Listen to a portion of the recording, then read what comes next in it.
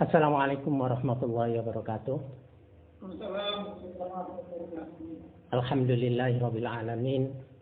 Wassalatu wassalamu ala Muhammadin wa ala alihi wa sahbihi ajmain. Marilah bersama silaturahmi malam ini kita awali dengan basmalah. Bismillahirrahmanirrahim. Melanjutkan bahasan untuk mengisi waktu silaturahmi ini, jalan keluar untuk juz tertentu, yang pada malam hari ini yang dibahas adalah juz 19.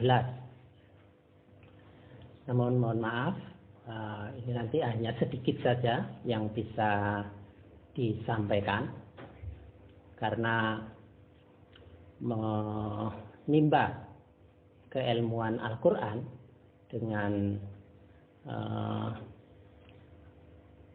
metode tafsili i'dadi,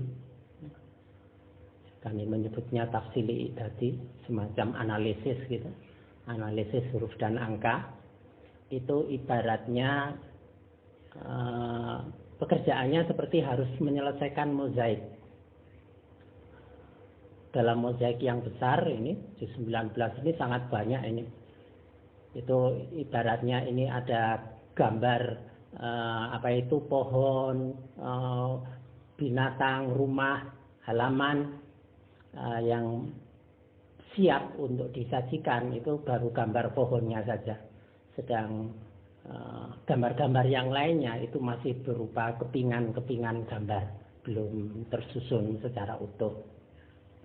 Ya, ini mohon maaf, ini karena keterbatasan saya, ya keterbatasan tenaga maupun waktu, berarti ya soal manajemen yang ya kurang bagus sehingga tidak bisa diselesaikan ketika diperlukan. Ini tadi pun dalam 1 unit itu saya juga sempat khawatir tidak akan selesai.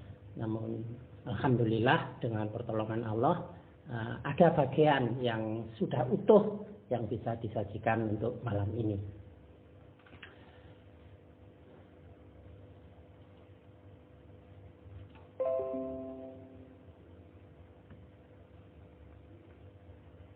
Ini slide yang ini selalu saya ulang-ulang karena untuk memberikan orientasi kalau ada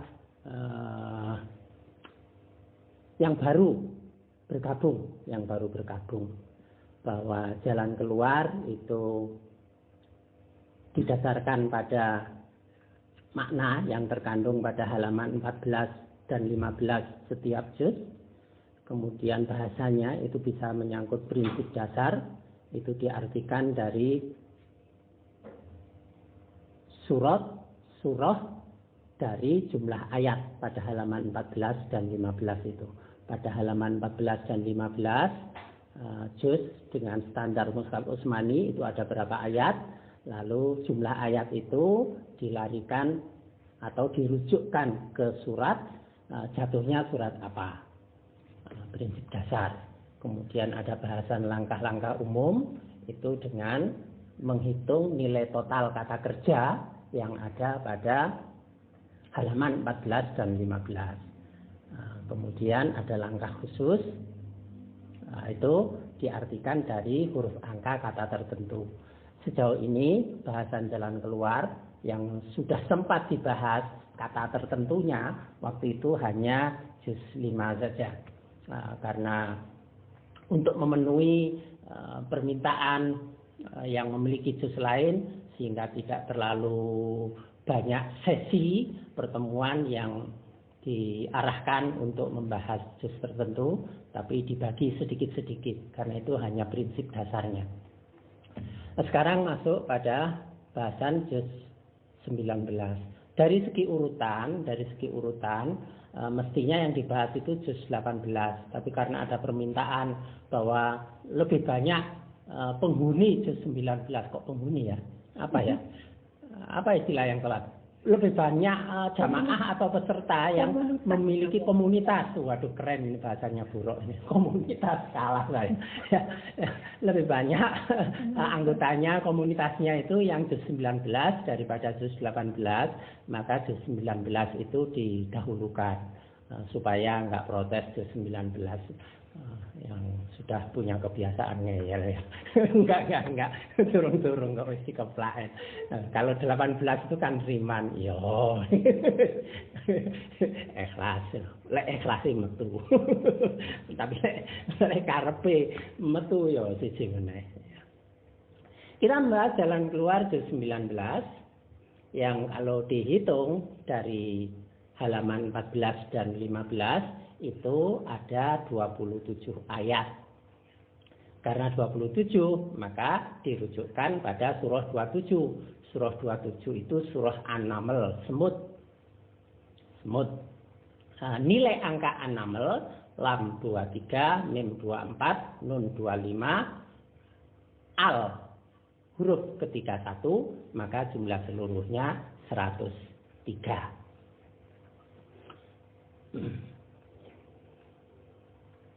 27 sendiri kalau dirujukkan ke huruf adalah huruf H. H berarti aktivitas. Karena itu juz berapapun yang dalam kerangkanya, dimaksudkan kerangka itu mungkin di dalam juz itu mengandung surah An-Naml atau dalam pembagian komponen-komponen juznya itu ada An-Naml, maka bisa dipastikan pada umumnya mereka ini adalah para pekerja keras. Karena An-Naml, semut itu simbol pekerja keras. Dan karena semangat kerjanya itu kadang-kadang tidak mengukur kekuatan dirinya. Karena itu semut itu bisa saja menggotong benda yang berpuluh-puluh kali lipat dari badannya sendiri. Itu bisa diangkut. Ini aktivitas. Prinsip dasar aktivitas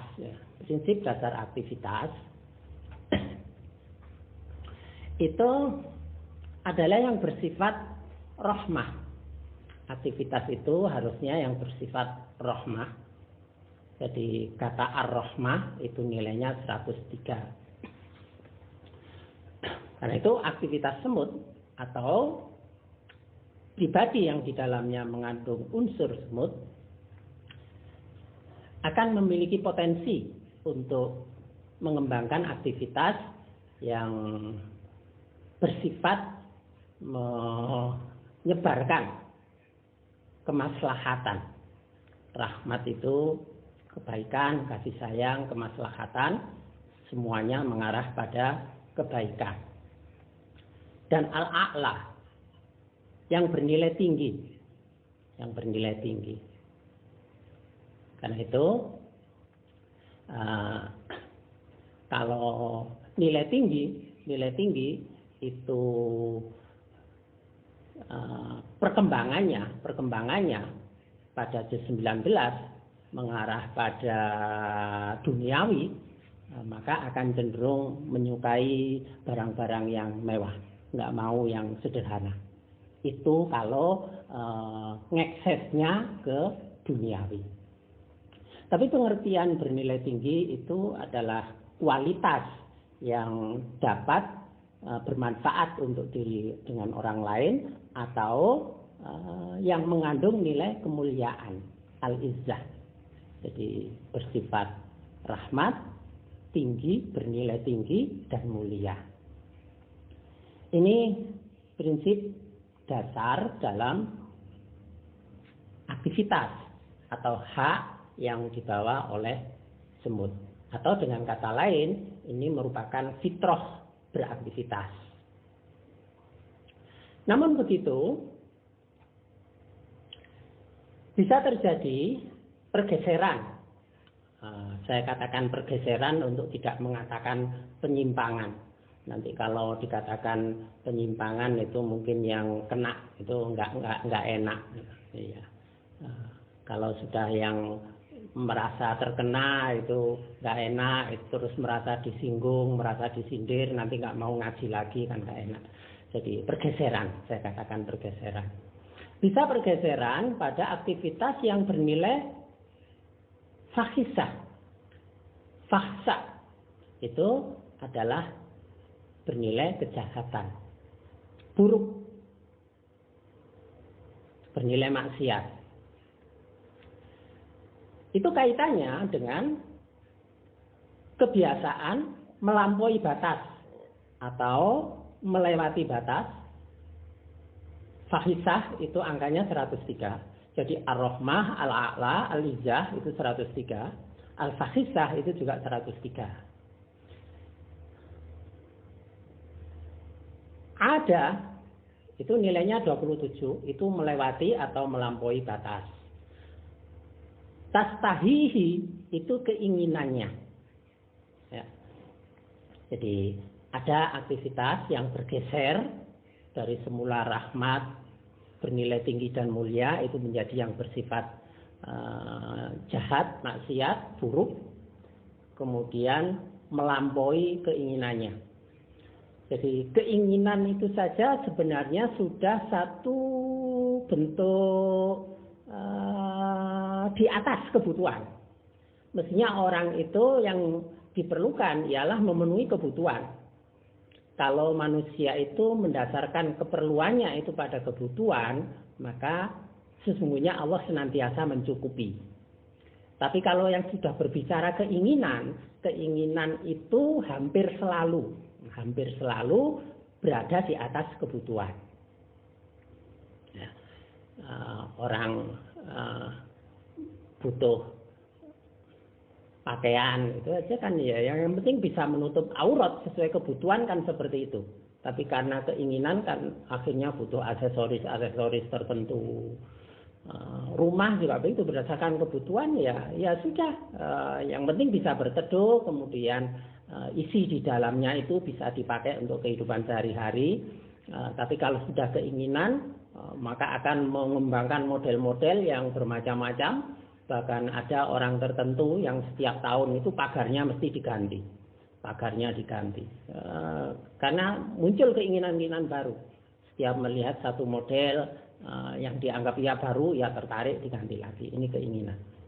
Nah, keinginan saja itu sebenarnya sudah berada di atas kebutuhan. Apalagi sudah melampaui keinginan.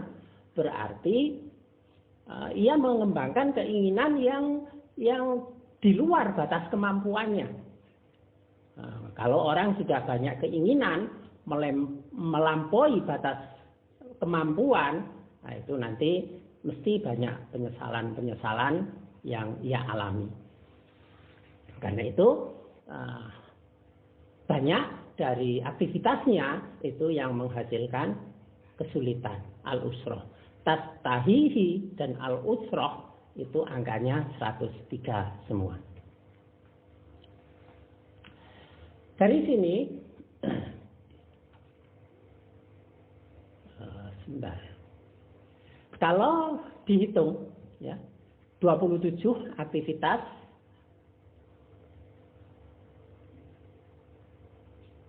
kemudian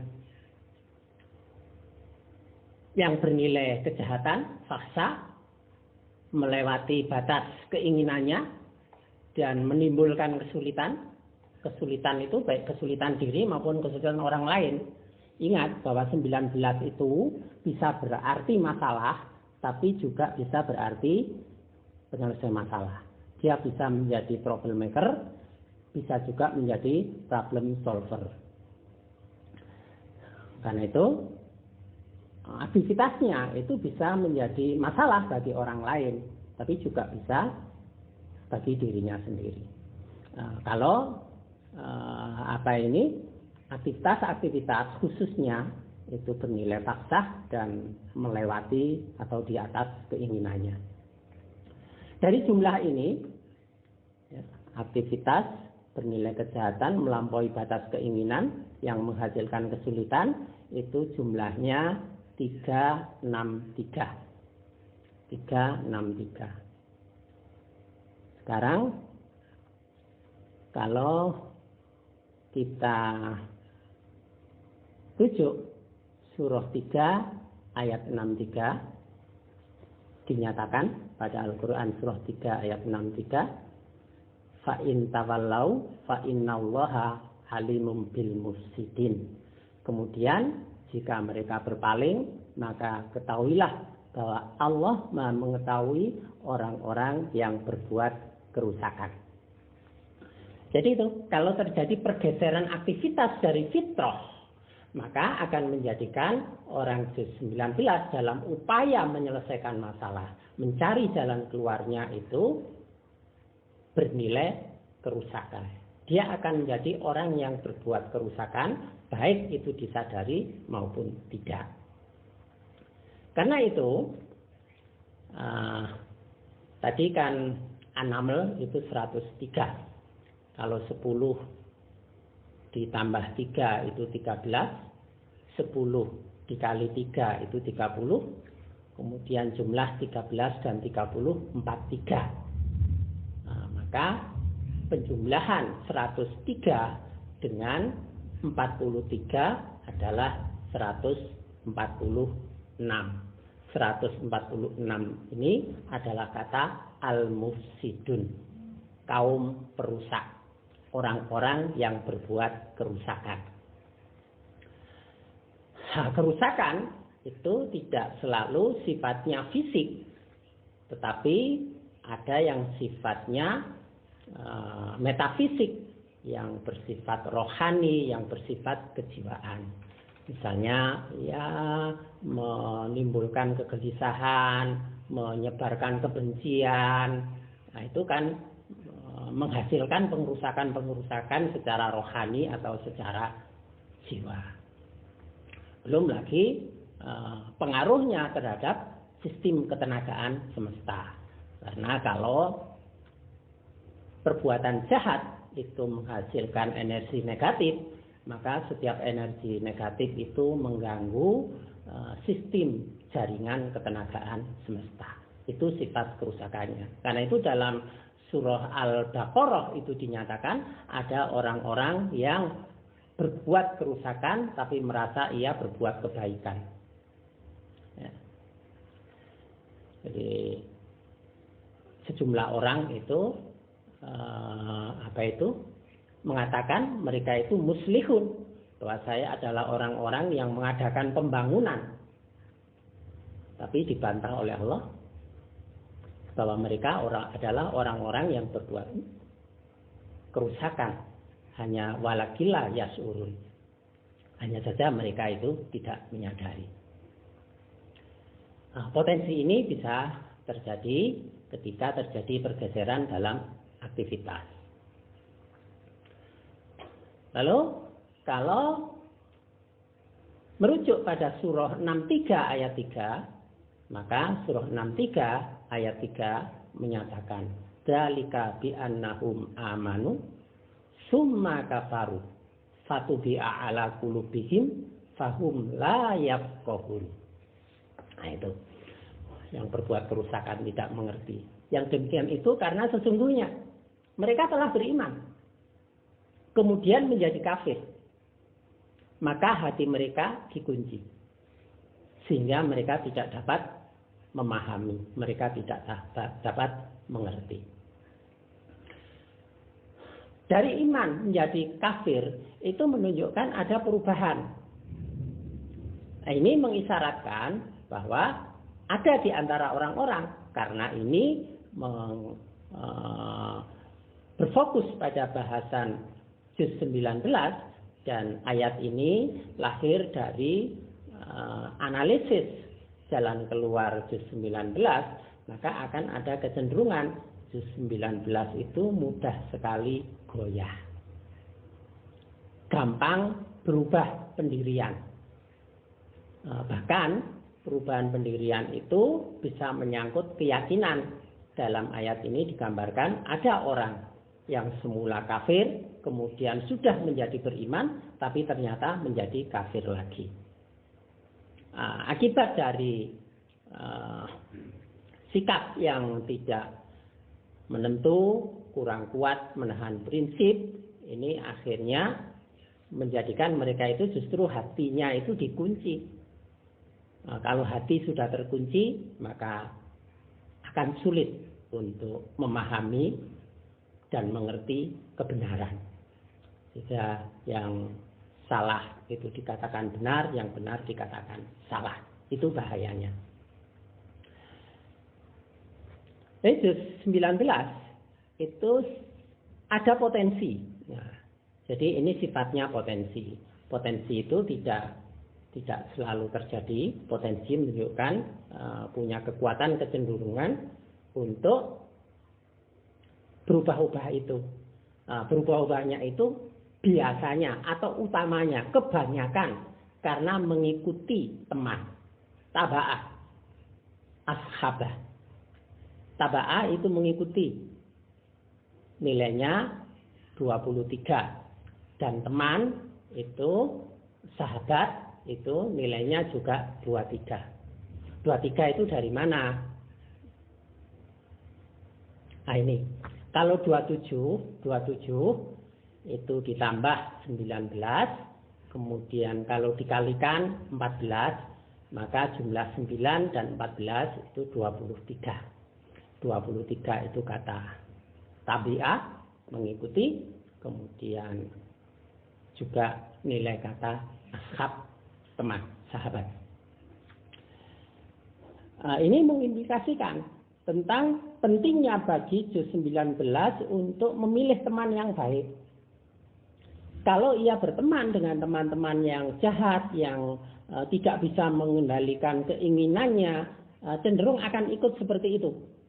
Dan juga untuk orang tua juga perlu menjaga, membantu anaknya untuk bisa memilih teman. Karena juz 19 ini termasuk orang yang rentan terhadap lingkungan sosialnya. Ini karena keinginannya untuk menyenangkan orang lain. Jadi selalu tujuannya itu menyenangkan orang lain, maka dia akan mengikuti kemauan orang lain. Repotnya kalau ternyata sahabat itu orang yang tidak baik. Dan 19 itu kan sangat setia terhadap teman. Dia bisa mengorbankan kepentingan diri dan kepentingan keluarganya untuk teman. Sekalipun kalau dilihat dari teori narsisisme, sebenarnya orang mencintai teman itu sebenarnya juga bersumber pada cintanya pada dirinya sendiri, karena takut kehilangan. Takut kehilangan itu dipandang sebagai penderitaan bagi diri. Maka dari ketidaksiapan untuk menderita itu, ia mencari kesenangan dengan menuruti teman. Menuruti teman itu dari satu pandangan itu sepertinya untuk kepentingan orang lain, tapi kalau mau dilihat lebih jauh, motif yang lebih dalam, yang lebih dasar itu ya untuk kepuasan diri. Walaupun untuk menyenangkan orang, tetapi kalau dirinya sendiri tidak puas, ya itu nanti akan ditinggalkan. Ini mengikuti teman. Karena itu penting diwaspadai untuk menjaga prinsip agar tidak mudah bergeser fitrah aktivitasnya karena pengaruh lingkungan sosial ini. Maka 27 tadi itu 9, 14, 23, kemudian 23 tambah 27, 50. 9 adalah zal, berarti hati. 14 sod, langkah awal, rencana, rancangan. Langkah awal, rencana, rancangan. Kemudian 23, duanya itu bak, mata, tiganya itu tak, telinga.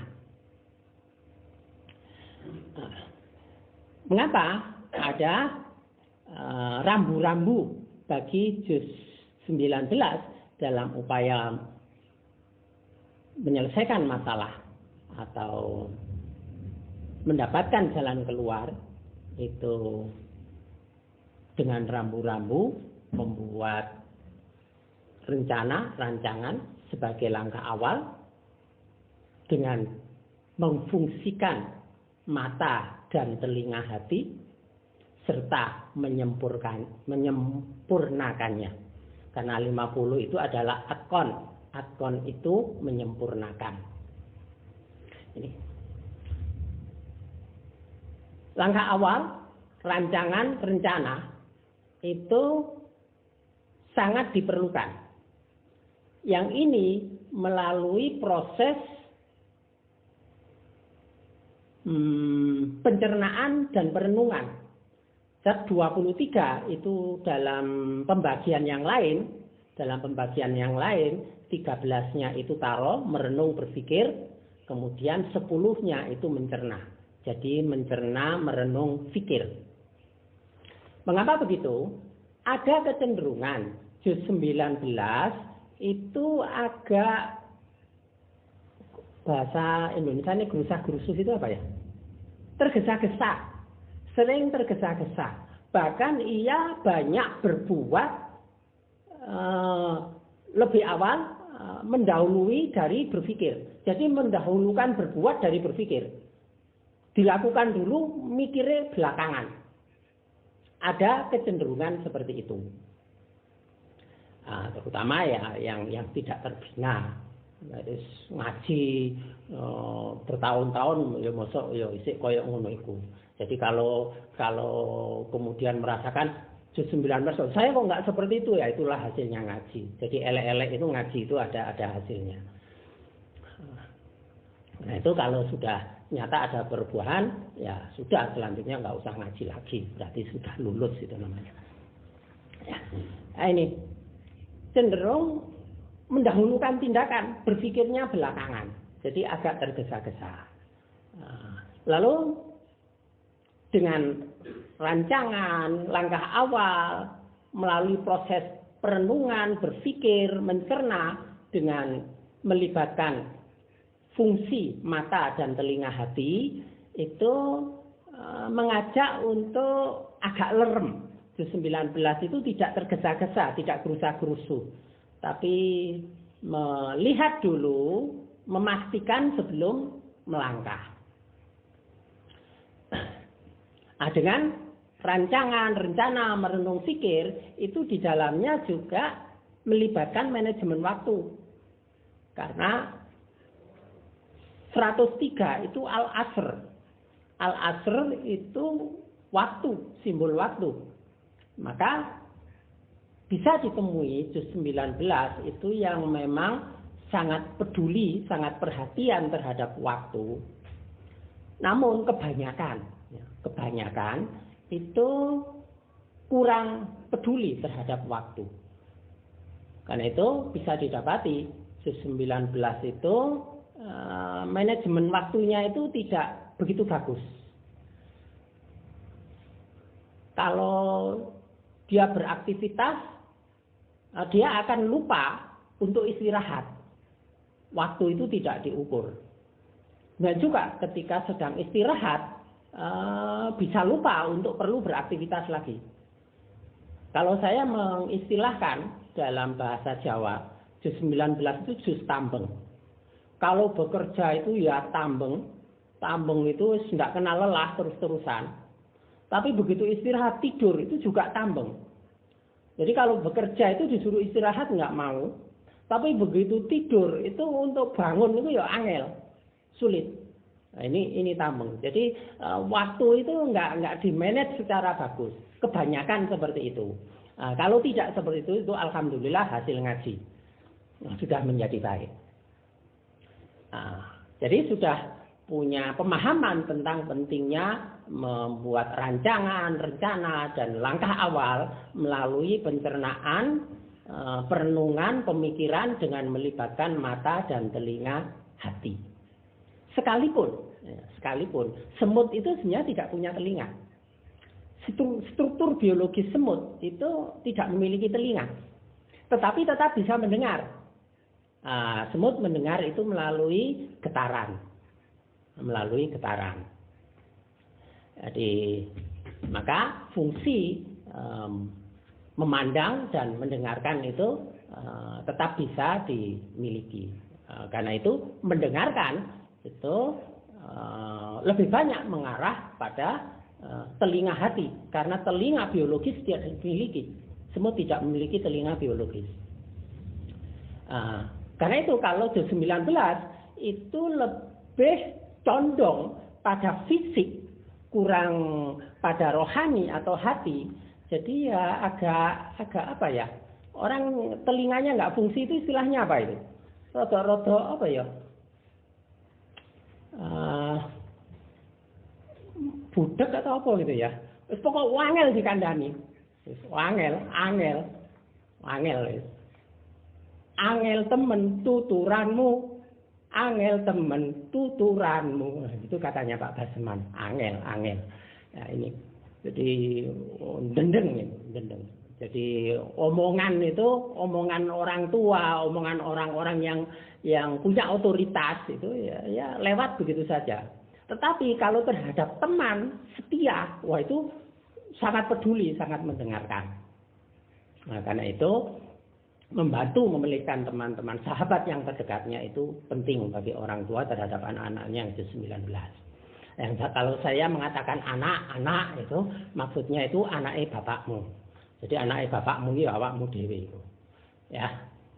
Kita sendiri ya. Jadi anak perhatikan membimbing anak ya, anaknya bapak berarti kita sendiri.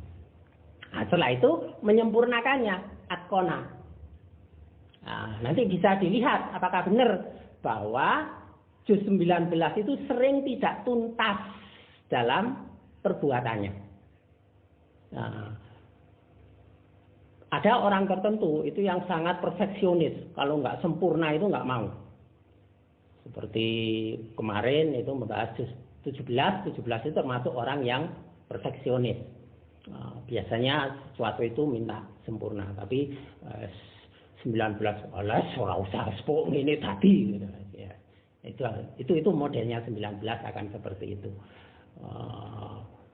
Yang parah itu misalnya kelambi, kalau yang orang perfect itu kan semuanya harus licin, rapi ya 19. Allah nanti juga lungset lagi, nanti juga kotor lagi, ya segini aja, yang penting dipakai bisa. Kadang-kadang yang berkembang seperti itu ada. Ini perlunya melihara supaya aktivitasnya itu memenuhi kriteria yang awal tadi, yaitu aktivitas yang bernilai rahmat, bernilai tinggi, dan bernilai mulia. Kalau menggunakan rambu-rambu itu, maka angkanya menjadi ini, 27 tambah 103, 103, tambah 9, tambah 14, tambah 23, tambah 50, angkanya 432. 432. Bukan 234 ya. Kalau 234 si Samsu. Nah, ini surah 4 ayat 32. Surah 4 ayat 32 menyatakan, wala tatamannau ma faddalallahu bihi ba'dakum ala ba'd. Lirijali nasibum mimma iktasabu walinisai nasibum mimma iktasabna. Was'alullaha min fadlih innallaha kana bikulli syai'in alima. Dan janganlah kamu iri hati. Iri hati itu hasadan. Hasadan itu 27. Maka sifat buruk yang ada, yang melekat pada juz 19, yang perlu diwaspadai kemungkinan berkembang, atau ketika berkembang itu harus dikendalikan. Dikendalikan itu yang pokok adalah sifat hasud, sifat hasad, iri, dengki. 27. Nabi menyatakan bahwa iri, hasud dengki itu diibaratkan seperti api yang menghabiskan kayu bakar. Maka ketika ada sifat hasud, iri, dengki, sesungguhnya amal kita itu akan hangus karena ia seperti api yang menghabiskan kayu bakar. Kalau manusia itu diizinkan untuk hasud, untuk iri, itu hanya dalam dua hal. Karena Rasulullah menyatakan la hasada illa fisnain.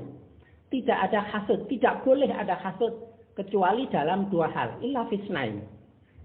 Apa dua hal itu? Kalau mendapati ketemu orang itu berilmu, kemudian ia berbuat sesuai dengan ilmunya dan dia mengajarkan ilmunya, menyebarkan untuk orang lain, maka orang boleh iri terhadap ini dengan mengangan-angankan sekiranya yang seperti itu adalah saya. Kalau saya seperti itu, maka tentu saya juga akan berbuat seperti itu. Kalau saya punya ilmu seperti itu, maka saya juga akan berbuat seperti itu. Ini yang dibolehkan. Yang kedua, berkaitan dengan ketika ia melihat ada orang yang berkelebihan harta, kemudian hartanya itu banyak dimanfaatkan untuk kemaslahatan umat dan sabilillah. Jadi dia hartanya melimpah, tapi harta itu tidak dimakan sendiri, melainkan dibagi-bagi, hak-hak fakir miskin diberikan, bahkan kelebihan-kelebihan itu digunakan untuk kemaslahatan umat dan untuk urusan fisabilillah. Maka ketika orang mengatakan, enaknya orang itu, sekiranya saya seperti dia, saya juga akan seperti itu. Sekiranya saya diberi karunia harta seperti itu oleh Allah, maka saya juga akan berbuat sebagaimana yang diperbuat oleh orang itu. Maka ini yang dibolehkan. Hasud. Lebih perlu diwaspadai ialah 27, tadi anamal 103. 103 itu kata bil qauli, artinya dengan omongan. Nah, ini bisa menjadi satu bahaya kalau juz 19 itu dikuasai oleh sifat hasud. Itu akan muncul pada omongan. Ciri mudah ini dikenali. Kalau dalam tampilan sehari-hari itu tampak sebagai provokator, juz 19 itu kok modelnya tampilan sehari-harinya itu cenderung memprovokasi orang, dia bertindak sebagai provokator, bisa dipastikan itu bersumber dari kedengkiannya. Tetapi kalau kedengkian itu dibersihkan, jadi sifat hasud itu dipepet, ditekan. Karena ditekan 27 itu menjadi 9. 9 itu al-baro'ah, taubah. Dikembalikan pada keadaan bersih murni. Maka dia akan mengeluarkan omongan yang terbit dari hati yang bersih murni. Itu muncul dalam omongan-omongan yang bersifat memotivasi. Maka ia sebagai motivator yang handal dan baik. Mudah dikenali juz 19. Pokok juz 19 itu suka memprovokasi, pasti di dalamnya berkembang dengan subur kedengkian. Tapi kalau ia pandai memotivasi ke arah kebaikan, maka ia sudah dimampukan oleh Allah untuk mengkikis kedengkiannya itu. Ini juz 19. Ya sifat ini juga dimiliki oleh juz 20. Karena memang juz 19 dan 20 itu kan berbagi dalam surah An-Naml. Jadi juz 19 itu juga ada An-Namlnya, juz 20 itu juga ada An-Namlnya. Karena itu juz 20, kalau di dalamnya itu ada kedengkian, ya akan cenderung suka memprovokasi. Jadi omongan-omongannya itu bernada provokator gitu.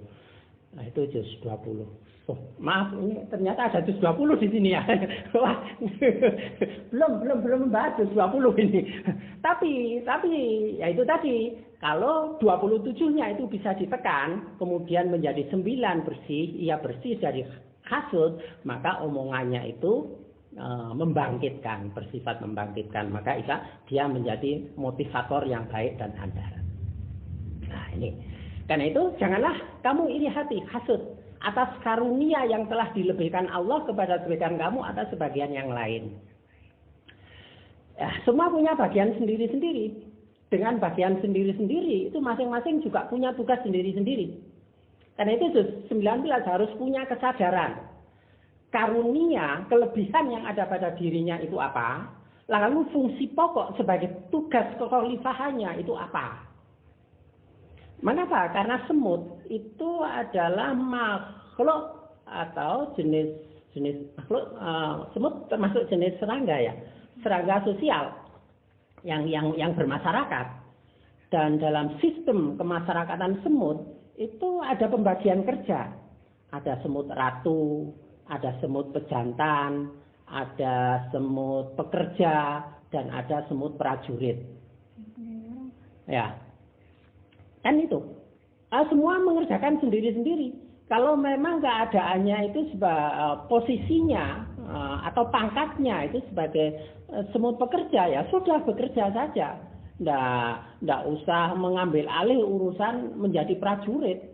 Apalagi menjadi pejantan. Sebaliknya, kalau memang prajurit, ya sudah. Dia akan bertugas untuk melindungi komunitasnya dari serangan bahaya atau makhluk-makhluk yang lain.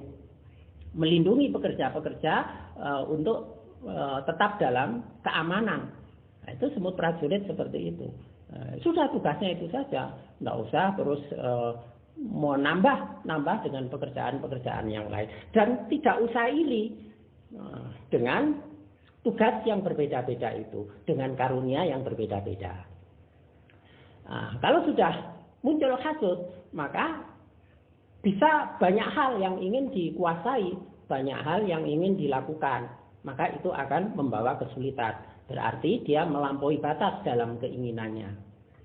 Maka bekerjalah sesuai bakat, keadaan, dan tugas hidupnya. Tidak usah merambah yang macam-macam. Merambah yang macam-macam itu juga mudah muncul karena kebiasaan semut untuk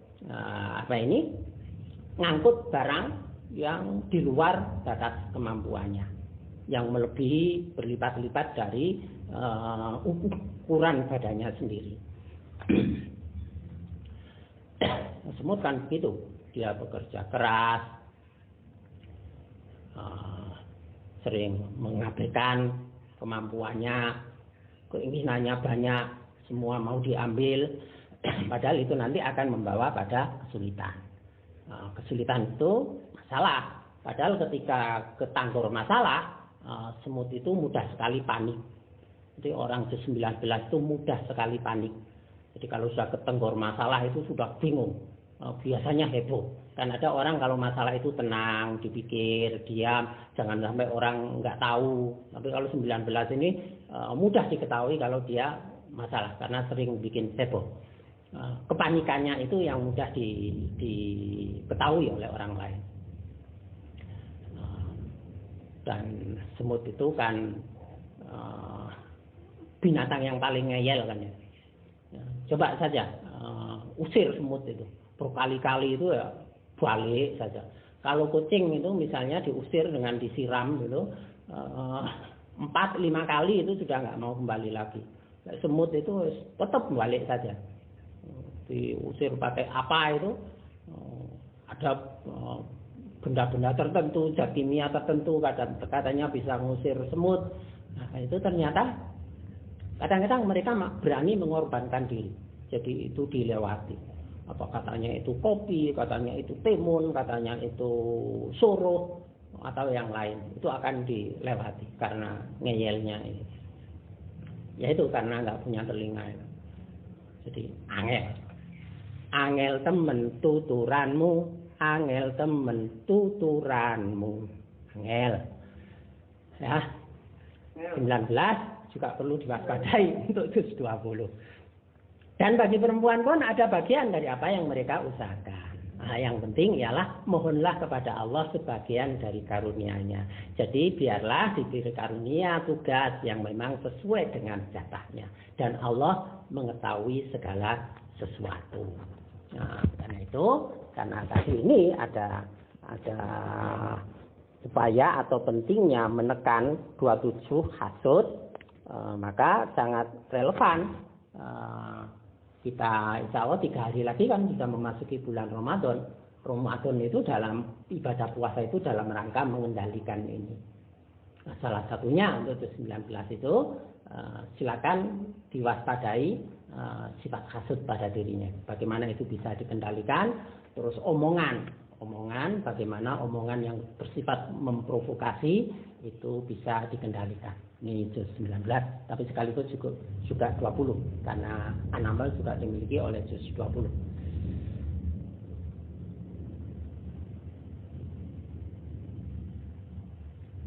Kemudian surah 32 ayat 4. Surah 32 ayat 4.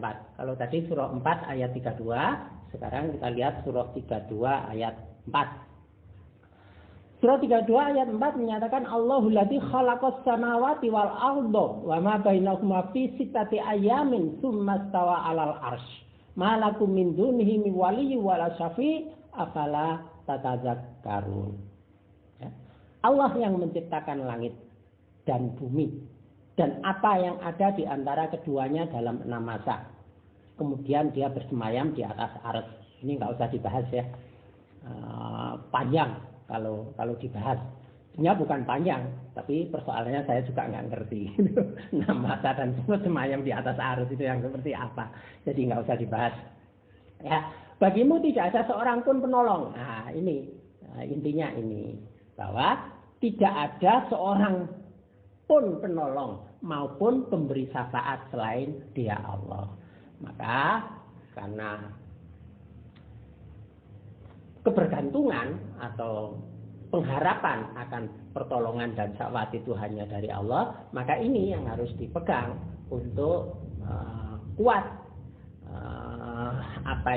komitmennya, keterikatannya kepada Allah, sehingga tidak mudah terpengaruh oleh lingkungan sosialnya. Karena orang-orang di sekitar itu sebenarnya mereka tidak punya kekuatan sedikit pun sebagai penolong dan pemberi syafaat. Itu hanya milik Allah. Hanya Allah yang bisa memberikan. Maka sadari untuk bersandar kepada Sang Penolong dan pemberi syafaat yang sebenarnya.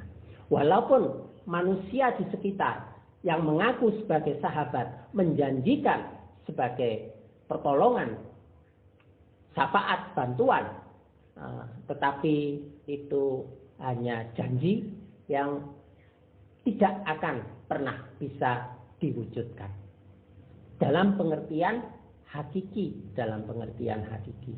Kalau teman, sahabat itu memberikan bantuan pertolongan sebagai penyalur pertolongan Allah, ya silahkan. Tapi cirinya kalau teman itu sifatnya ajakannya bersifat melanggar syariat. Ini kalau bahasannya dilanjutkan, itu ada penjelasan tentang pelanggaran terhadap syariat. Jadi kalau itu mengajak pada pelanggaran syariat, maka dipastikan janjinya sebagai penolong itu tidak akan dipenuhi. Karena itu bertentangan dengan Allah. Nah itu, maka apakah kamu tidak memperhatikan? Jadi memperhatikan 2-3, merenung fikir, seperti tadi itu dengan telinga mata hati, kemudian menyempurnakan. Ini satu prinsip penyelesaian masalah bagi juz 19. Ini saja pada salah satu bagian dari mozaik yang bisa kami sajikan. Jadi tadi saya katakan ibaratnya mozaik untuk juz 19 itu ada kepingan-kepingan untuk membentuk gambar pohon, rumah, binatang dan halaman. Namun yang bisa kami selesaikan saat ini itu hanya salah satu bagiannya saja, baru bagian pohonnya, bagian yang lainnya belum. Insya Allah lain kesempatan bisa dilanjutkan. Hanya saja Jumat depan itu sudah masuk bulan Ramadan. Nah, kalau bulan Ramadan itu ngajinya libur ya. Nah, ini tambahan penegasannya. Ini angkanya 103. Tunsirun itu adalah orang-orang yang ditolong. Orang-orang yang ditolong. Kemudian tuflihun itu adalah orang-orang yang menang, orang-orang yang bahagia, dan orang-orang yang beruntung. Nah, ini siapa? Ya, orang-orang yang mendapat pertolongan Allah. Orang-orang yang mendapat pertolongan Allah. Maka bulan Ramadan itu kita konsentrasikan. Tidak tahu ya bahasa yang lebih bagus apa. Kita pusatkan, kita lebih peduli, kita fokuskan untuk bagaimana bisa mengundang hadirnya pertolongan Allah. Karena yang mendapat pertolongan Allah itulah orang-orang yang bahagia, orang-orang yang menang. Qad aflahal mu'minun. Falaha, aflaha itu menang, beruntung, bahagia. Nah, itu haknya orang-orang yang beriman. Nah, mudah-mudahan kita disampaikan pada bulan Ramadan yang tinggal 3 hari lagi, dan kita diberi kesiapan, kekuatan, kemudahan untuk mengisi ibadah Ramadan ini dengan memperbaiki kualitasnya dibanding tahun-tahun yang sebelumnya. Yang dengan itu diharapkan bisa mengundang pertolongan Allah dan akan menghantarkan kita sebagai orang-orang yang bahagia, beruntung, dan menang. Mohon maaf kalau ada kesalahan saya dan keluarga kepada para jamaah. Mudah-mudahan kita memasuki bulan Ramadan sudah didahului oleh pembersihan dosa-dosa adami, menyangkut hak adami, dosa dari sesama manusia, yang itu akan meringankan langkah perjalanan rohani. Karena dosa itu sebagai beban. Semakin banyak beban, itu mesti perjalanannya itu lambat. Orang itu akan semakin lelet kalau semakin banyak bebannya. Nah, tetapi kalau tidak ada beban itu enak. Orang merdeka itu lancar. Tapi kalau sudah beban berlebihan, pesawat kelebihan beban itu banyak yang jatuh. Tapi kalau kosong itu lancar, tapi enggak punya apa-apa. Tapi ya di bawah sesuatu tidak berlebihan. Nah, itu yang penting. Baik, mohon maaf kalau ada khilaf salah. Untuk selama Ramadan kajian diistirahatkan. Silakan masing-masing untuk lebih banyak menyediakan waktu untuk mengkaji Al-Quran dan masing-masing secara pribadi. Ada yang tanya pada saya, masa Ramadan nggak dilakukan? Ya, saya bercermin Imam Malik itu saja kalau begitu masuk bulan Ramadan itu majelis taklimnya itu ditutup. Apa saya melebihi Imam Malik kok masih tetap dibuka saja? Jadi ya diistirahatkan dulu selama Ramadan, masing-masing membenahi diri karena ini hari untuk bertapa. Jadi puasa itu satu persemedian, satu pertapaan untuk pengendalian nafsu, memurnikan, meningkatkan kualitas rohani. Karena itu masing-masing konsentrasi terhadap persoalannya sendiri, kesalahannya sendiri, dosanya sendiri, kekotorannya sendiri, bagaimana itu bisa dibersihkan melalui proses rangkaian ibadah di bulan Ramadan. Mengatakan para jamaah dan Pak Heru, itu yang kami sampaikan bahasan juz 19 kali ini. Saya akhiri. Bisa minta materinya Pak Lutfi? Minta materinya, gimana caranya? Enggak, yang bertanya ini siapa? Maksudnya di-share lewat mana? Lewat email atau GWA? Boleh WA aja Pak Lutfi. Masuk grup WA ya? Siapa sih yang ngomong ini? Evi Bekasi Pak Lutfi. Oh, Evi Bekasi. Oh iya, iya. Oh, Mbak Evi 19 ya? Iya Mas. Oh ya, sudah diam-diam aja ya.